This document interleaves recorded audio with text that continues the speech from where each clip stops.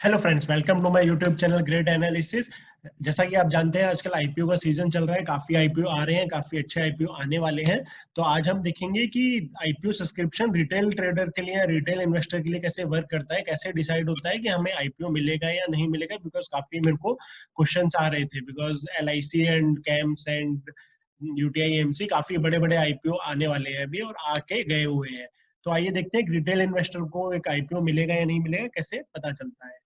हम एग्जांपल लेते हैं कैम्स आईपीओ का, जिसका आज ही सब्सक्रिप्शन खत्म हुआ है। तो देखिए, देखते हैं हम। बिड रेंज था वहां पे 1229 से 1230 रुपए, एंड वन लॉट था 12 शेयर का।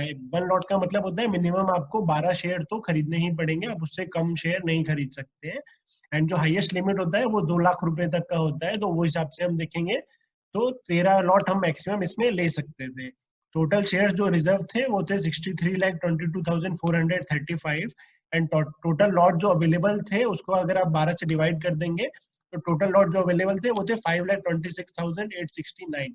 अब टोटल बिड जो रिसीव हुआ, यानी टोटल जो डिमांड था वो 5.5 टाइम्स था जो अवेलेबल शेयर थे उसका। तो अभी ये केस में कैसे डिसाइड किया जाएगा कि किसको मिलेगा या किसको नहीं। तो ये केस में maximum number of retail investors को मिनिमम बिड लॉट दिया जाता है।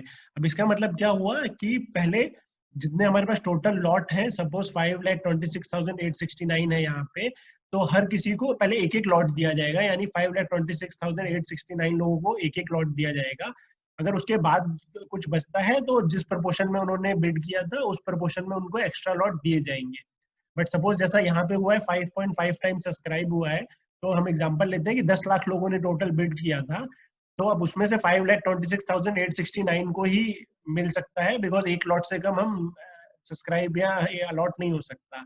तो ये 5,26,000 समथिंग लोग कैसे डिसाइड किए जाएंगे दोस्तों? ये डिसाइड होते हैं कंप्यूटराइज्ड लॉटरी सिस्टम से, ताकि इसमें कोई भी ह्यूमन इंटरफेरेंस ना हो और ये इसमें कोई भी पार्शियलिटी ना हो। तो टोटली ये लक पे डिपेंड करता है कि अगर कोई आईपीओ ओवर सब्सक्राइब हुआ है काफी बड़े अमाउंट से, तो वो हमें मिलेगा या नहीं मिलेगा, ये टोटली लक पे डिपेंड करता है।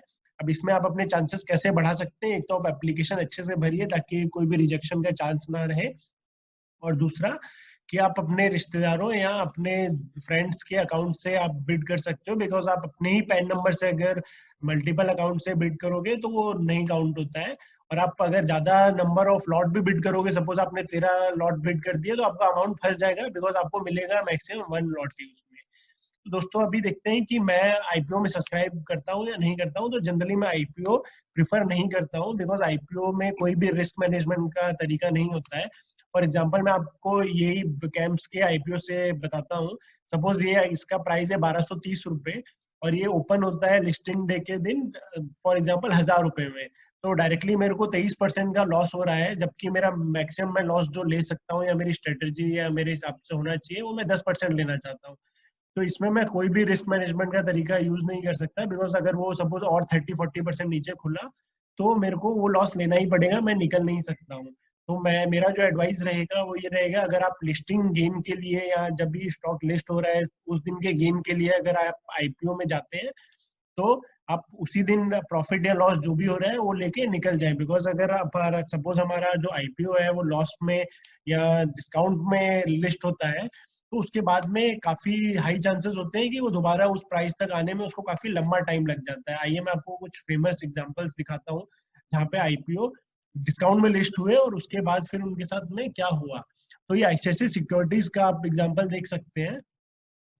आईसीआईसीआई सिक्योरिटी 2018 में आईपीओ आया था। इसका बिड प्राइस था ऑलमोस्ट 560 रुपीज।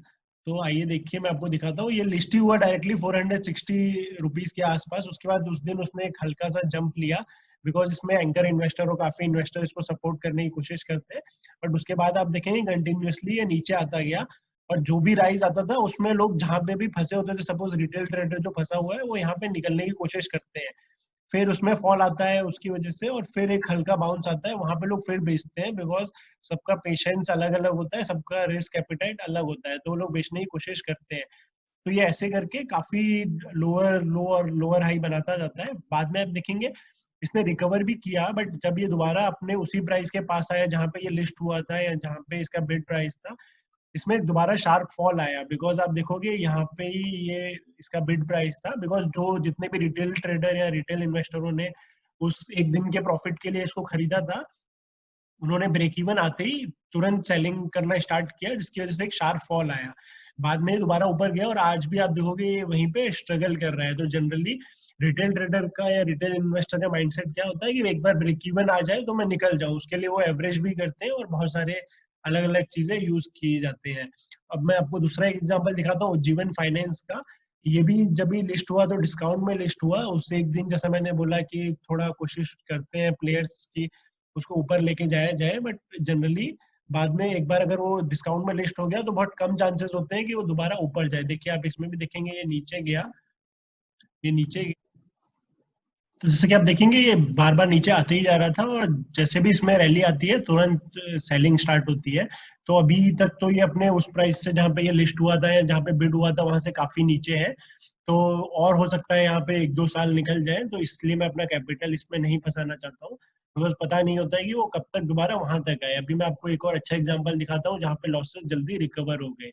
ये एसबीआई कार्ड का आईपीओ था, लिस्ट हुआ था ऑलमोस्ट 10% नीचे, बट उस दिन जाके इसने दोबारा से एक अटेम्प्ट किया, अपने अपने प्राइस को अटेम्प्ट किया यहाँ पे, बट फिर से यहाँ पे सेलिंग आ गई, बिकॉज जो लोग डर गए थे कि ये डिस्काउंट में लिस्ट हुआ है उन लोगों ने बेचना स्टार्ट किया, और बाद में ये हर रैली पे लोग सेल करने लग गए जो लोग फंसे हुए थे। बट बाद में ये आप देखेंगे कि धीरे धीरे करके ऊपर जाना स्टार्ट किया, और जब ये अपने उसी प्राइस तक पहुंचा जहाँ पे ये लिस्ट हुआ था या जहाँ पे इसका बिड प्राइस था, तो आप देखेंगे यहाँ पे इसने काफी टाइम स्पेंड किया। ऐसा नहीं है कि ये तुरंत ऊपर निकल गया।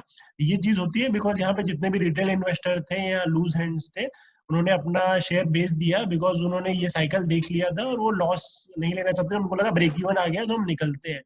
बट उसके बाद जब ये ऊपर की तरफ निकला तो फिर इसने अभी अच्छा ये मोमेंटम दिखा रहा है।